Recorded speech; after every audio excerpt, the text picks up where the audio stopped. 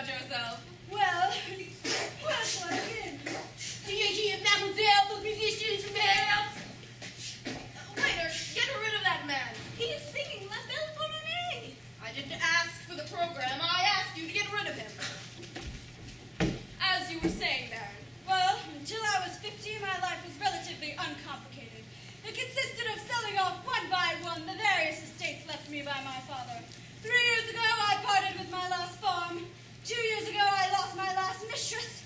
And now all that is left me is flowers, sir. Run along, please. So that, in short, all I have left now is my name. Your name is precisely the name we need on our board of directors. Very flattering. You will understand when I tell you that mine has been a very different experience. I came up from the bottom. My mother spent most of her life bent over a wash tub in order to send me to school. I'm eternally grateful to her, of course, but I must confess that I no longer remember her face. It was no doubt beautiful, but when I try to recall it, I see only the part she invariably showed to me. Her rear. Very touching. When I was kicked out of school for the 5th and last time, I decided to find out for myself what makes the world go round.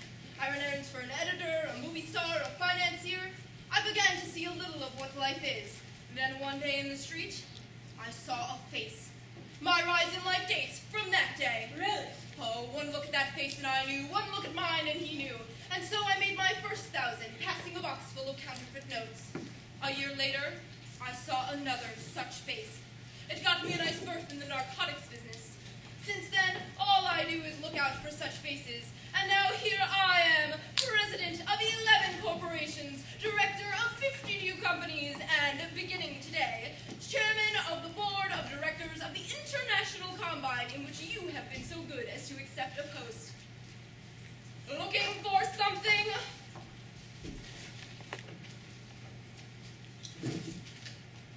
Did you drop this? I never drop anything. Then this 100-franc note isn't yours? Give it here. Are you sure it's yours? Oh, all 100-franc notes, Baron, are mine. Mr. President, there's something I've been meaning to ask you. What exactly is the purpose of our new company? Or is that an indiscreet question? Indiscreet? Not a bit. Merely unusual. As far as I know, you're the first member of a board of directors ever to ask such a question. Do we plan to exploit a commodity? A utility? My dear sir, I haven't the faintest idea. But if you don't know, who does? Nobody. And at the moment, it's becoming just a trifle embarrassing. Yes, Baron, as we are now close business associates, I must confess that for the first time being, we're in a bit of trouble. I was afraid of that. The stock issue isn't going well. No, on the contrary. The stock issue is going beautifully. Yesterday morning at 10 o'clock, we offered 500,000 shares to the general public. By 10:05, they were all snapped up at par. By 10:20, when the police finally arrived, our offices were in shambles. You never saw anything so beautiful in your life. But in that case, what's the trouble? The trouble is, we have tremendous capital, and not the slightest idea of what to do with it. You mean all those people are fighting to buy stock in a company that has no object? My dear Baron, do you imagine that when a subscriber buys a share of stock, he has any idea of getting behind a counter or digging a ditch? A stock certificate is not a tool like a shovel or a commodity like a pound of cheese. What do we sell a customer is not a share in a business, but a view of the Elysian fields. A financier is a creative artist. Our function is to stimulate the imagination. We are poets. But in order to stimulate the imagination, don't you need some field of activity? Not at all.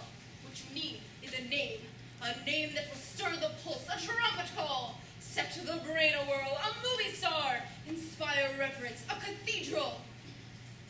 United, General, International, Consolidated. Of course, that's been used, but that is what a corporation needs. And do we have such a name? So far, we have only a blank space. In that blank space, a name must be printed.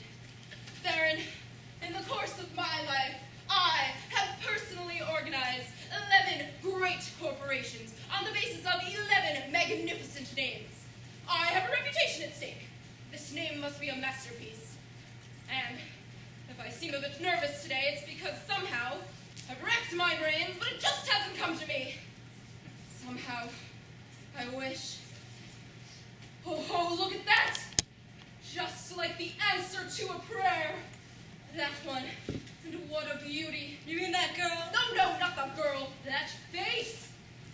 one that's drinking water. You call that a face?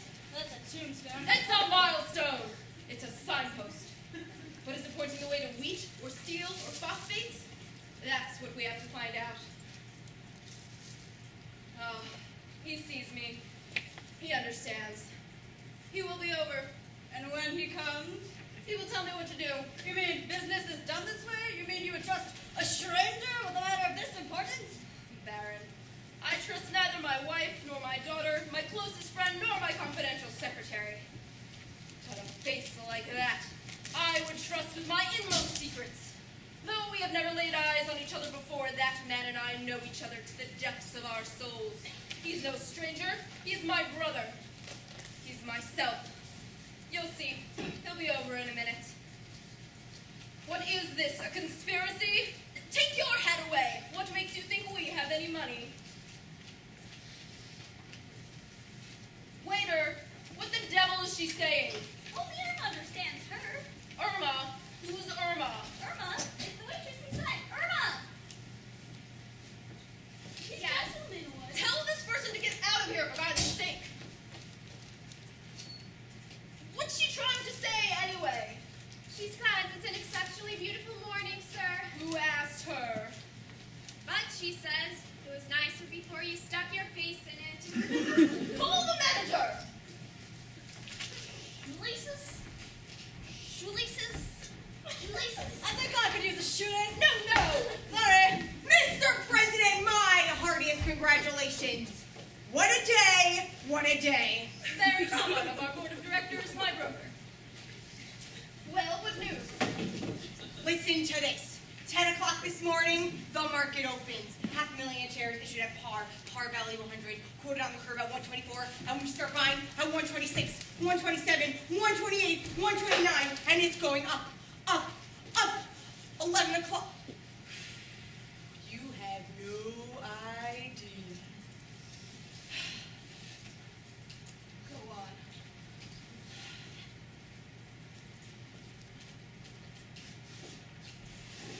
Half a million shares issued at par value 100, quoted on the curve at 124, and we start buying up 126, 127, 128, 129, and it's going up, up, up.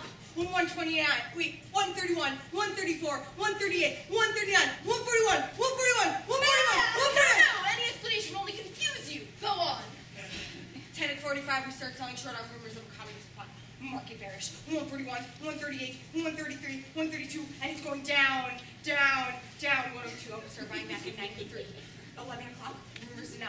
92, 95, 98, 101, 114, 121, 141, and by 11:30 we've got it all back. Net profit, 3.5 million francs. Classical. And how many shares do we reserve for each member of the board? 50 as agreed. Bit stingy, don't you think? All right, 3. That's a bit better. You get the idea? I'm beginning to get it. And now, we come to the exciting part.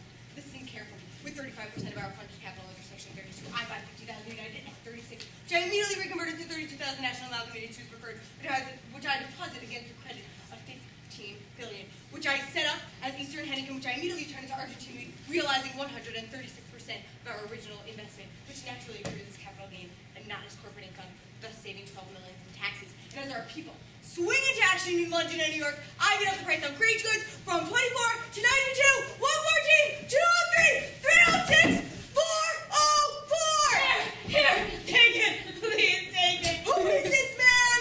What is this money? It's my life savings, every cent. I put it all in your hands. Can't you see we're busy? Please, I beg you. You're my last chance. Please don't turn me away. All right. Well, I thought maybe you would give me a little receipt, something. My dear sir, people like us don't give receipts for money, we take them. Of course. I'm so sorry. I forgot. Here. Thank you. Do you hear, mademoiselle, the physician's mail? What, again? Why does he keep repeating those two lines like a parrot? What can he do if he doesn't know anymore? The song's been out for 3 years. Couldn't he sing a song he knows? He likes this one. Besides, he hopes that if he keeps singing the beginning, someone will turn up and teach him the end. Tell him to move on. We don't know the song. No, do I have my dear sir? And yet, I'm in exactly the same predicament. I remember just 2 lines of my favorite song as a child. A rap or so, in case you're interested. I'm not. Why is it, I wonder, that one always forgets the words of a rap? I suppose they just get lost in that damnable rhythm. All I can remember is, from England to Spain, how dark it was bliss. Red wine and champagne and many a kiss. Oh God, it all comes back to me. Red lips and white hands and warm hearts I have known. Where's the nightingale's way?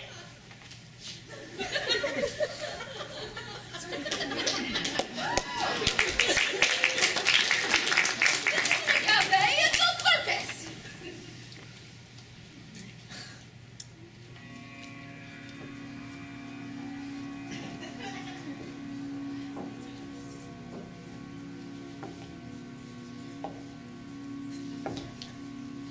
Well, I need a name. I need 50,000 Immediately. before evening. For corporation. Something. Unusual, Something. provocative, Something. practical. Yes. 50,000. Cash. I'm listening.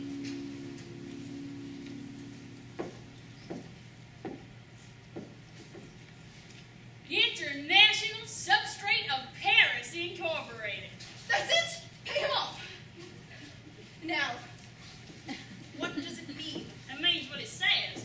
I'm a prospector. A prospector! Let me shake your hand. Baron, you are in the presence of one of nature's noblemen. Shake his hand. This is Baron Tamar. It is this man, my dear Baron, who smells out in the bowels of the earth those deposits of metal or liquid on which can be founded the only social unit of which our age is capable, the corporation. Please, sit down. And now that we have a name, You need a proper name. precisely, I have one. a claim, Terrific. foreign, French. In Indochina? Morocco. In France?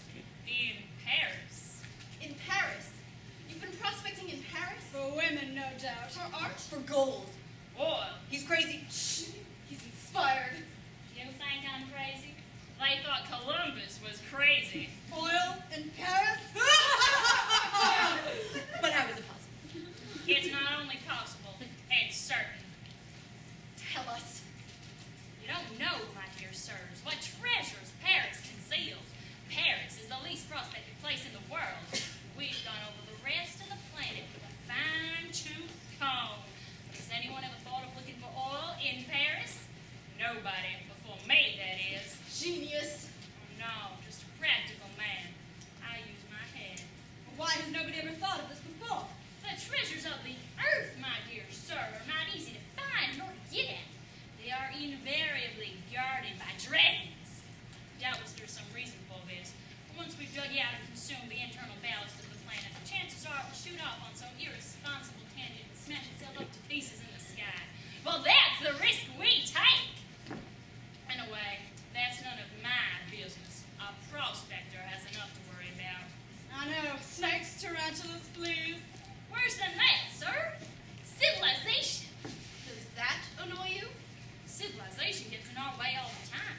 In the first place, it covers up the earth with towns and cities, which are damned awkward to dig up when you want to see what's underneath. It's not only the real estate people who can always do business with them. It's human sentimentality. How do you do business with that? I see what you mean. They say that where we pass, nothing ever grows again. What of it? Is a park any better than a coal mine? What's a mountain got? A slag pile has it. What would you rather have in your garden? An almond tree or an oil well? Well, Exactly. What's the use of arguing with these fools? Imagine the choicest place you ever saw for an excavation. And what do they put there? A playground for children. Civilization. just show us the point you want to start digging, and we'll do the rest, even if it's in the middle of the Louvre. Where's the oil? Perhaps you think it's easy to make an accurate fix in an area like Paris, where everything conspires to put you off the scent. Women, perfume, flowers, history. You can talk all you like about geology, but an oil deposit, gentlemen, has to be smelled down. I have a good nose. I go further. I have a phenomenal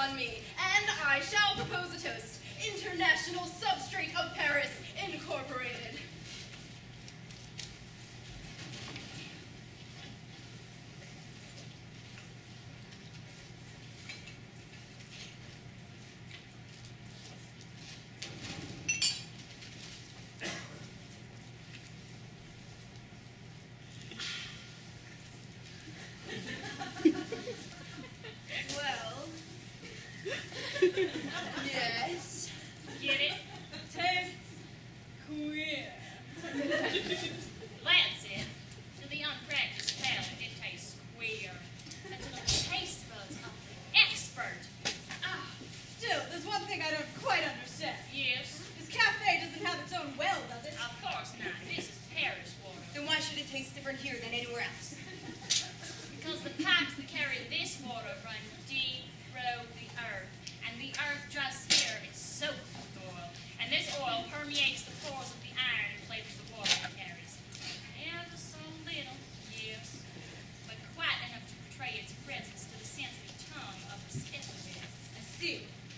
I don't say that everyone can taste it. But I can detect the presence of oil in water that is passed within 15 miles of a deposit. Under special circumstances, 20. Phenomenal. And so here I am, with the greatest discovery of the age on my hands. The blessed authorities won't let me dig a single well until I show them the oil. Now how the hell can I show them the oil unless they let me dig? Completely baffled, eh? What, a man like you? That's what they think. That's what they want. Have you noticed this extraordinary convocation of vagabonds buzzing about protectively like bees around a hive? Do you know why it is? It's because they know they're all in league together. It's a plot to distract us, to turn us from our purpose. But let them try. I know there's oil here, and I'm going to dig it up if necessary, even if shall I tell y'all my little plan? By all means.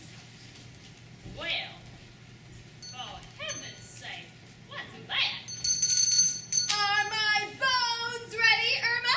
I'm afraid there won't be much today, Countess. We have broilers. Can you please wait while the gentleman inside finishes eating? And my gizzard? I'll try to get it away from him. If he eats my gizzard, save me the giblets. They will do for the tomcat that lives under the bridge. He likes a few giblets now and again. Yes, Countess. Waiter, ask that woman to move on. Sorry, sir. This is her cafe. She's the manager of the cafe. She's the Madwoman of Chaillot. A mad woman. She's mad? Who says she's mad? You just said so yourself, stupid. Look, sir. You asked me who she was, and I told you. What's mad about her? She's the Madwoman of Chaillot. Call the policeman.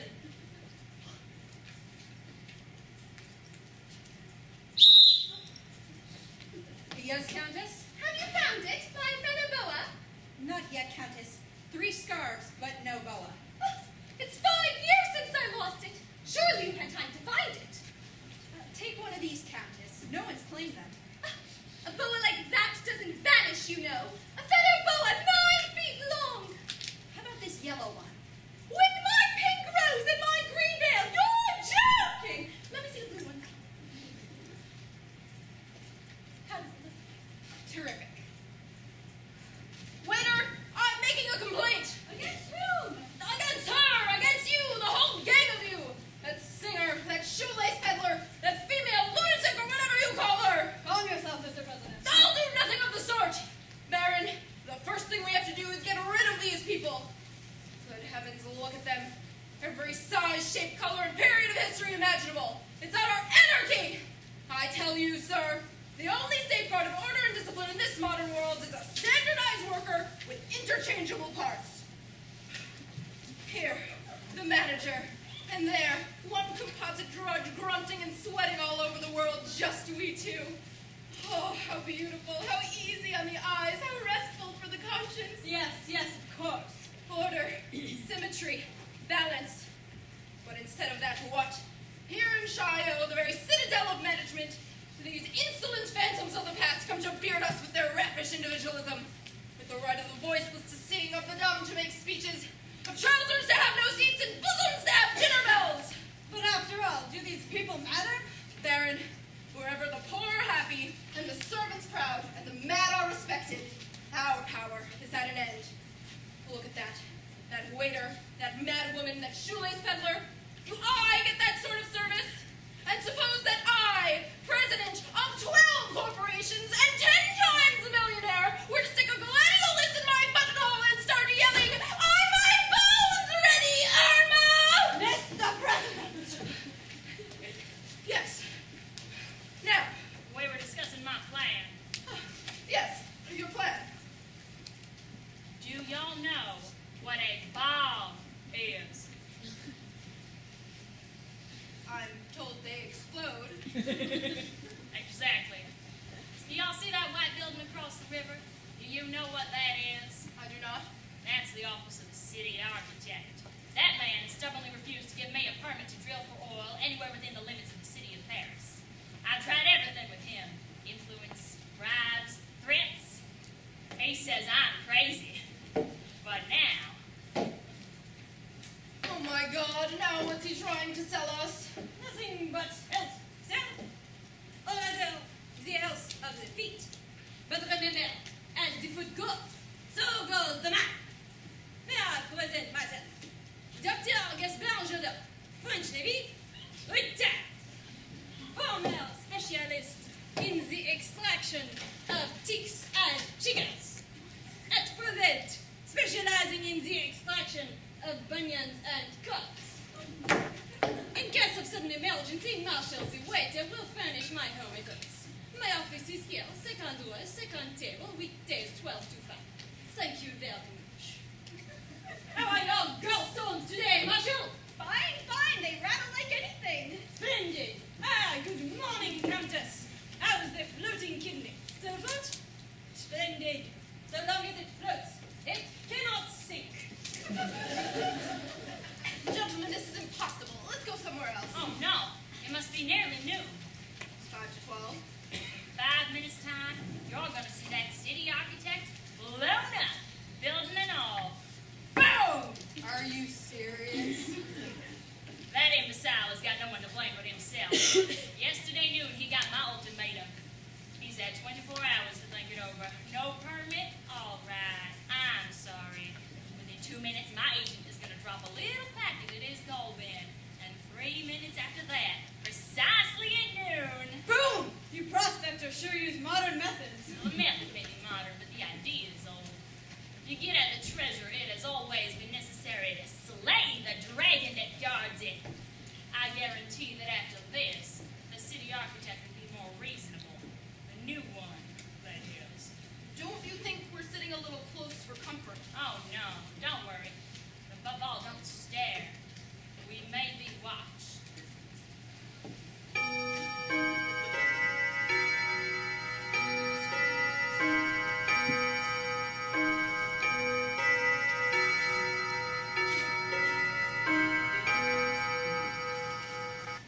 Why, that's new. Something's wrong. Good God, what's this?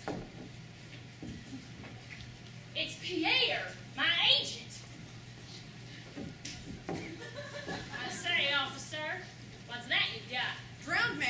He's not drowned. His clothes are dry. He's been slugged. Slugged is also correct. He was just jumping off the bridge when I came along and pulled him back. I slugged him naturally so that he wouldn't drag me under. Life-saving manual rule number 5. In cases where there is danger of being dragged under, it is necessary to render the subject unconscious by means of a sharp blow. He's had that.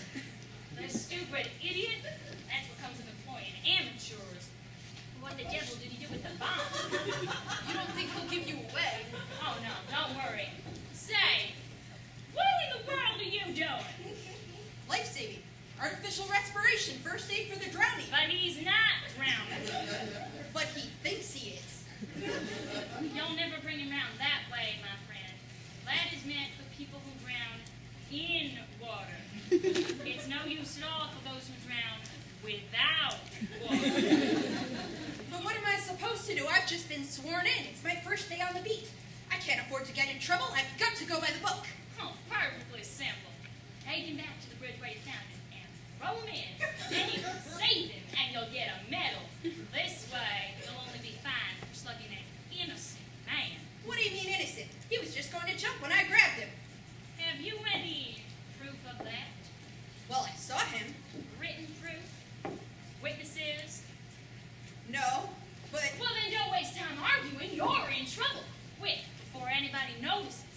Take him and throw him in. It's the only way out. But I don't swim. You'll learn how on the way down. Before you were born, did you know how to breathe? All right, here we go. Moment, please. I don't like to interfere, but it is my professional duty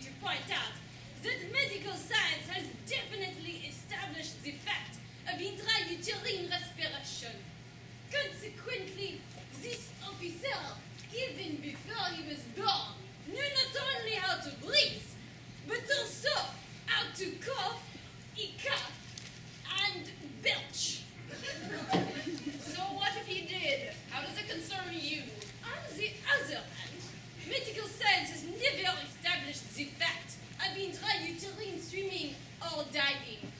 Under these circumstances, we are forced to the opinion that if you dive in, you will probably drown. You think so? And who asked you for an opinion? Pay no attention to that quack, officer. Quack! Sir! Now see here, this is not a medical matter. It's a legal problem. The officer's made a grave error. He's new. We're trying to help him. He's probably afraid of the water. Nothing of the sort. Officially, I'm afraid of nothing. But I always follow doctor's orders. You see, officer, when a child is born, Now what does he care about when a child is born? Officer, if you want my It just so happens I care a lot about when a child is born. It's part of my duty to aid and assist any woman in childbirth or labor. Can you imagine, Prospector? Doctor, is it true what they say that when you have twins, the firstborn is the youngest? My God! God, the things a policeman is supposed to know. Now, doctor, what does it mean if when I get up in the morning... Come on, Baron. We'd all better run along. Leave him to me. See you later. But isn't it a bit risky for a man to marry after 45? Officer, officer! What's the trouble? Quick, 2 women are calling for help on the sidewalk, Avenue Wilson. 2 women at once? Standing up or lying down? You better go quick and check. You better take the doctor along with y'all. Come along, doctor, come along. Oh, tell him to wait till I get back. How beautiful he is. Marshall, is he dead? Hold this mirror up to his mouth. If it clouds over, it clouds over. He's alive. Just a sec.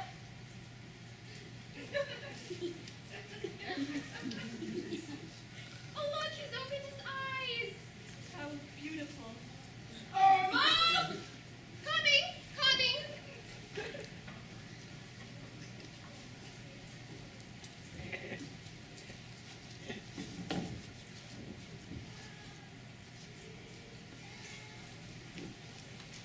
you're looking at my iris. Isn't it beautiful? Very. The sergeant was good enough to say it becomes me, but I had shown quite frankly that I no longer trust his taste. Yesterday, the flower girl gave me a lily, and he said it didn't suit me. It's beautiful. He'll be very happy to know that you agree with him. He's really quite sensitive. Sergeant! No, please. Don't call the police. But I must. I think I hurt his feelings. Sergeant! I better go, madam. No, no. Stay where you are. Sergeant! Let me go. I'll do nothing of the sort. You see, when you let someone go, you never see them again. I let Charlotte Mazamet go. I never saw her again. Oh, God. I let Adolphe Berteau go. And I never saw him again. Oh, no. Except once, 30 years later, in the market. He had changed a great deal. He didn't know me.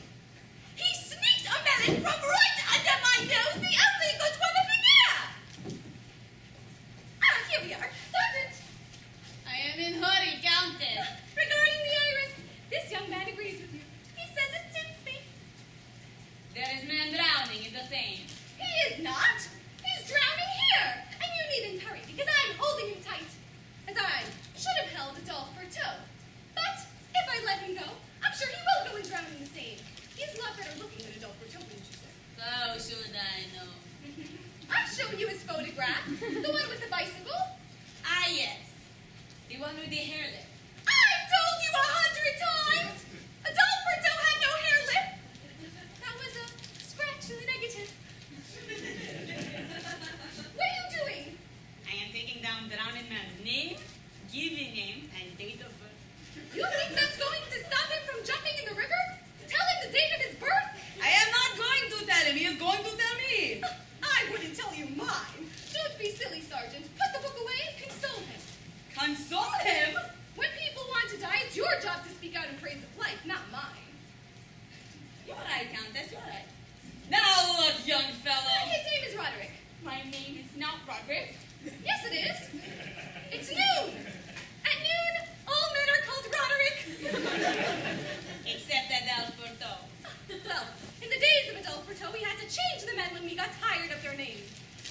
nowadays we're more practical. Each hour on the hour, all names automatically change. The men stay the same. But you're not here to discuss Adolfo Toe, Sergeant. You're here to convince the young man that life is worth living. It isn't. Quiet. Now then, what was the big idea of jumping off a bridge anyway? The idea was to land in the river. Roderick doesn't seem to be at all confused about that. Now, how can I convince anybody that life is worth living if you keep interrupting me all the time, eh? I'll be quiet. First of all, Mr. Roderick, you have to understand that suicide is crime against state. And why is it crime against state? Because every time anybody commits suicide, that means one less soldier for the army, one less taxpayer. Sergeant! Are you a lover of life or a tax collector? A lover of life. Well, surely over all these years you must have found something worth living for. Some secret pleasure or passion. Tell him what it is and don't blush. Who is blushing? Well, I have my passions like everybody else. The fact is, since you asked me, I love to play casino. And if nice young gentlemen would like to join me by and by when I go off duty, we can sit down to a nice little game in back room with nice cold glass of beer, maybe some vodka. If you want to kill an hour, that is. He doesn't want to kill an hour. He wants to kill himself. I defy anybody to stop dying on your account. You go ahead if you think you can do any better. Oh, this is not a difficult case at all. In the first place, why should he want to die when he has just this minute fallen in love with someone who has fallen in love with him? She hasn't. How could she? Oh, yes, she has. She was holding your hand just as I'm holding it now, when all of a sudden...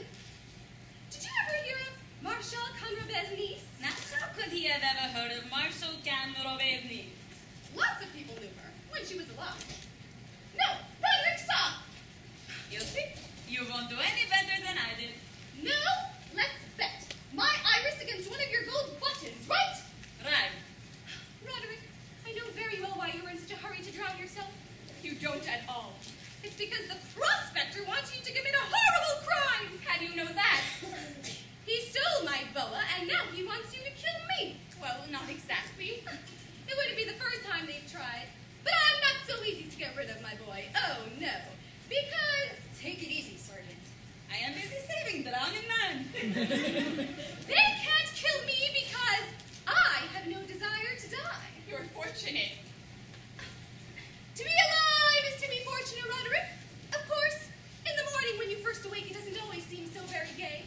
When you take your hair out of the drawer and your teeth out of the glass, you're quite likely to feel a little out of place in this naughty world.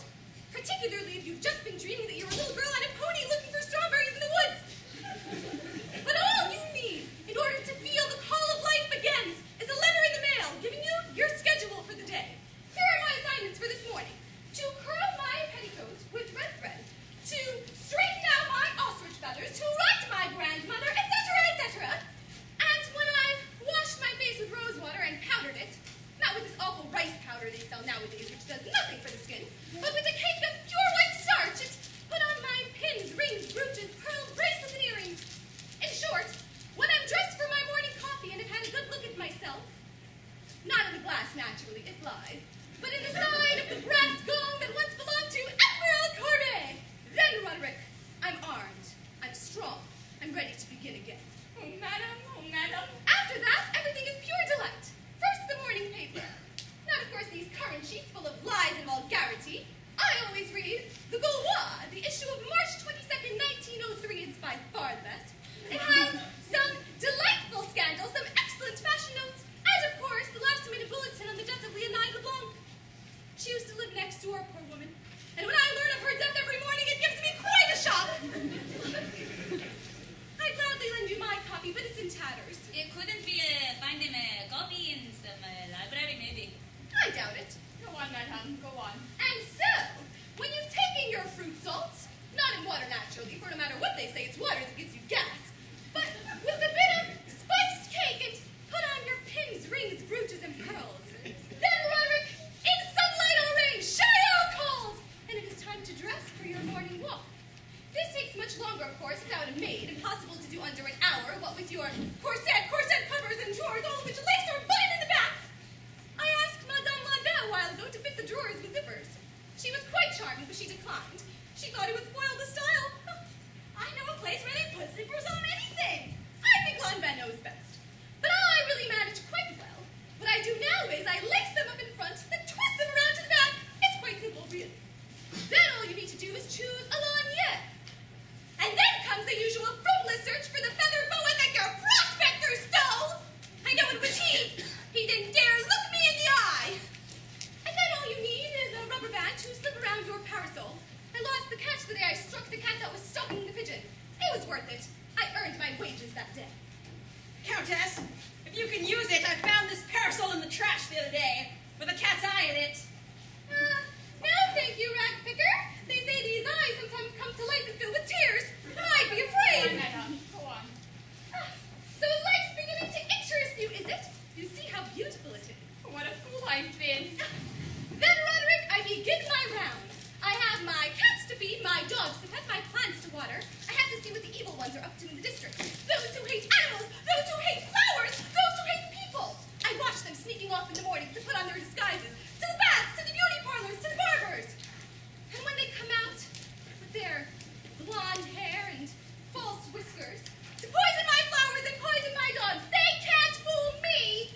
I'm there, and I'm ready. All you have to do to break their power is cut across their path from the left. This isn't always easy. Vice moves swiftly. But I have a good long stride, and I generally manage, don't I, my friends? Yes! The flowers have been marvelous this year. And the butcher's dog on the rubella, despite that terrible wretch who tried to poison him, is friskier than ever. That dog had better watch out. He has no license. He doesn't seem to feel the need for one. That dog's been getting rather thin, Duchess. What can I do? She bought that dog full grown from a kennel where they didn't know his right name. I've got a friend who knows a lot about dogs. An Arab. Ask him to call on the Duchess. She receives Thursdays 5 to 7. You see, Roderick, that's life. How does it seem to you now? It seems marvelous. Sergeant, my button. Thank you. That's only the morning. Wait till I tell you about the afternoon. In the All afternoon. right, Pierre. Come along with me. I'm perfectly all right here. I said come along now. I better go, madam. No! It's no use. Please let me go. Stay where you are. I'm holding your arm because I shall need your hands in a few minutes to take me home. I'm very easily frightened. Madam, will you oblige me by letting my friend go? I will not oblige you in any way. Then I'll oblige you. Countess! Officer! Officer! What is trouble here? Officer! Arrest this woman. She refuses to let this man go. Why should she? It's against the law for a woman to detain a man on the street. And suppose it's her own son, whom she's found again after 20 years. Or her long-lost brother. The Countess is not that old. Thank you, Radfigger, thank you. Officer, this is a clear case of disorderly conduct. Irma, what's the deaf mute saying? You mustn't go with him. He's in danger of his life. What does she know? She knows everything. Officer, I'll have to take your numbers. Take his number. It's 2133. It adds up to 9. It will bring you luck. Hey, Countess, between ourselves, what are you holding him for anyways? I'm holding him because I want to hold him. He's the first man I've ever really held, and I'm enjoying it. And I'm holding him because as long as I hold him, he's free. Pierre, I'm giving you fair warning. And I'm holding him because Irma wants me to hold him. If I let him go, it will break her heart. Oh, Countess. All right, you're blocking traffic. I have your number. Nobody's holding you. Move on. You'll regret it, Pierre! Thank you, Countess. They're blackmailing you, are they? What did you do? Murder someone? Oh, no. Steal something? No. Well, what then? I forged a signature. Whose signature? My father's, to a note. And this man has the paper, I suppose. He promised to tear it up if I did what he wanted, but I couldn't do it. Oh, but the man is mad! Does he really want to destroy the whole of Chaillot? He wants to destroy the whole city. Fantastic! It's not funny, Countess. He can do it. He's mad, but he's powerful. Their machines are already drawn up and waiting. In 3 months' time, you may see Paris covered by a forest of derricks and drills. But what are they looking for? Have they lost something? They're looking for oil, Countess. They're convinced that Paris is sitting on a lake of oil. Well, suppose it is. What harm does it do? They want to bring it up to surface, Countess. Oh, I've never heard of anything so silly. Is that a reason to destroy a city? What do they want with this oil? They want to make war, Countess. Oh, dear, let's forget about these horrible men. The world is beautiful. It's happy. That's how God made it. No man can change it. Oh, Countess, if only you knew. If only I knew what? Countess, you just don't know. What is it you are hiding from me? Nothing, Countess. It is you who are hiding. Tell her. You've been a pitchman. You can talk. Tell her. You're frightening me, my friends. Go on, I'm listening. Countess, there was a time when clothes were as good as new. In fact, they were better, because when people wore clothes, they gave something to them. You might not believe me, Countess, but right this minute, the highest-priced shops in Paris are selling clothes that were thrown away 30 years ago. They're selling them for new. That's how good they were. Well, Countess, there was a time when garbage was a pleasure. A garbage can is not what it is now. If it smelled a little strange, it's because it was a little confused. There was everything there. Sardines, cologne, iodine, roses. An amateur might come to the wrong conclusion. But to a professional, it was the smell of God's plenty. well, Countess, the world has changed. nonsense. How could it change? The people are the same, I hope. Oh, no, Countess. The people are not the same. The people are different. There has been an invasion from another planet, an infiltration. The world is not beautiful anymore. It is not happy. Not happy? Is that true? Why did you tell me this before? Because you live in a dream, Countess, and we don't like to disturb. But how could it have happened? Countess, there was a time when you could walk around Paris, and all the people you met were just like yourself. A little cleaner, perhaps, or dirtier maybe, or smiling, or angry, but you knew them. They were you. Well, Countess, 20 years ago, one day on the street, I saw a face. A face, you might say, without a face. The eyes, empty. The expression, not human. Not a human face. It saw me staring, and when it looked back at me with its gelatine eyes, I shuddered. Because I knew that to make room for this one of us will have to have left the earth. A little while later, I saw another, and another, and since then, I've seen hundreds come in, yes, thousands. Describe them to me! You've seen them yourself, Countess. Their clothes don't wrinkle. Their hats don't come off. When they talk, they don't look at you. They don't perspire. Do they have wives? Do they have children? They buy the models in the shop windows, furs and all. They animate them by a secret process. Then they marry them. Naturally, they don't have children. But what work do they do? They don't do any work. But when they talk, they whisper. And then they pass each other 1,000-franc notes. You see them on the corner by the stock exchange. You see them in the auction in the back. They never raise a finger. They just stand there in theater lobbies by the back. They never go inside. But whenever you see them, Countess, things are not the same. I remember well the time when a cabbage could sell itself just by being a cabbage. Nowadays, Countess, it's no good being a cabbage unless you have an agent and pay him a commission. These days, Countess, nothing is free anymore to sell itself or give itself away. These days,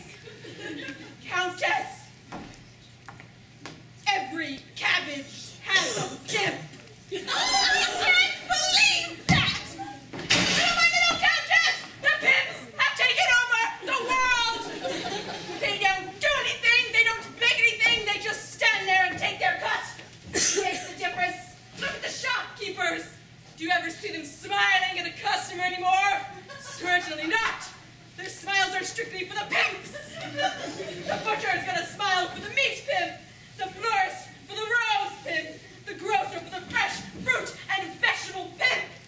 It is all organized down to the slightest detail. A pimp for bird seed, a pimp for fish food. That's why the price of living keeps going up every day. Let's say you had a hard day. You want to buy a glass of beer. Costs twice as much. Why? 10% for the glass pimp, 10% for the beer pimp, 20% for the glass of beer pimp. That's where our money goes. Personally, Countess, I prefer the old-fashioned type of pimp. At least some of those men were loved by the woman they sold. What love can a pimp arouse in the leg of a lamb? Pardon my language, Irma. It's all right, she doesn't understand.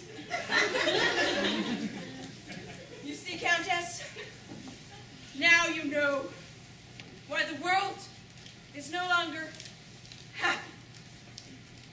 We are the last of the free people on the earth.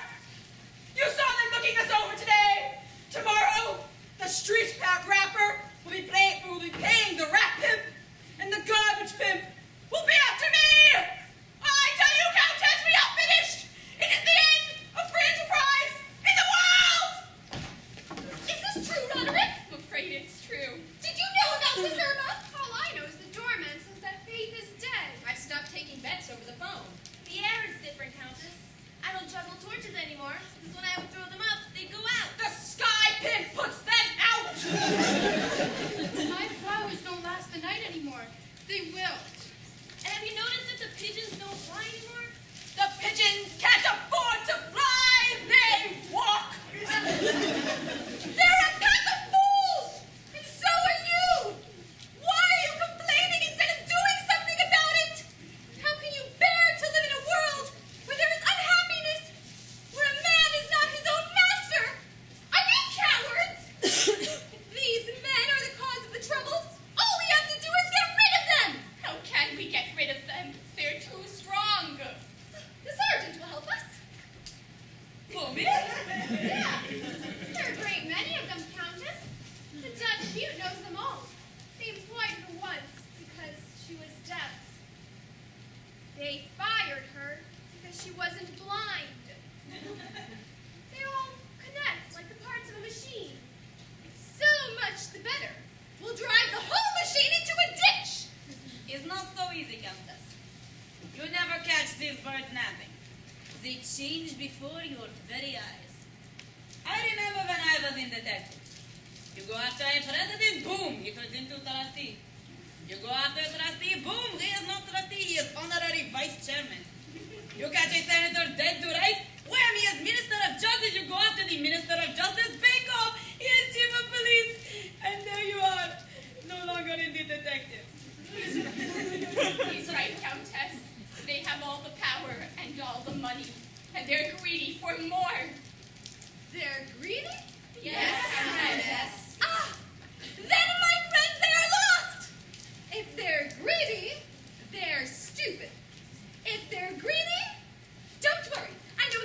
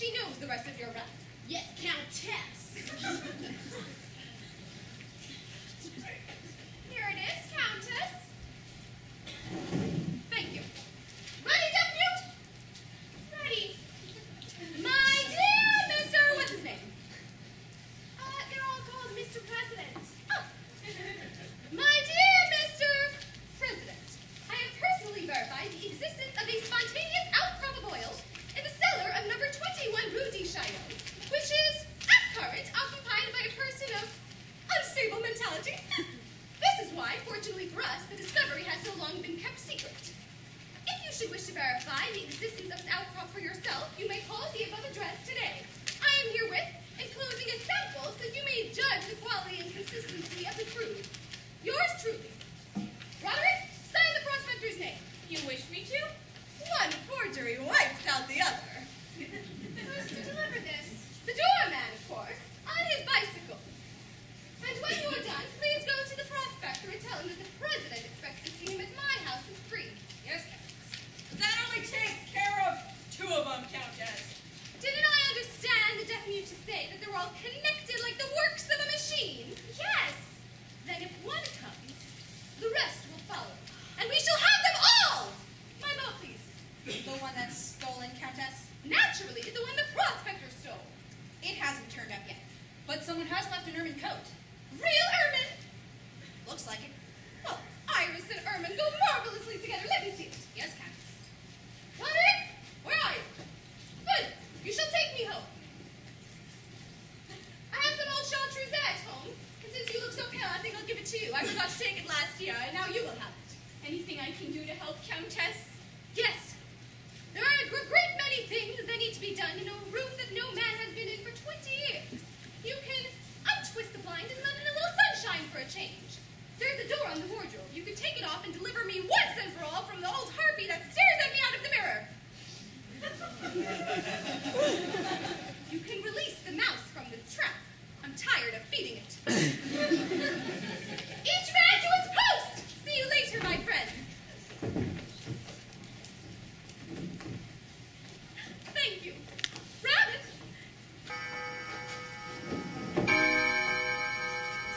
Your arm, Valentine. Valentine? Didn't you hear 1 o'clock strike? At 1, all men become Valentine. Make me. Or Valentino. It's obviously far from the same, but they do have that much choice. Oh, thank you, my boy.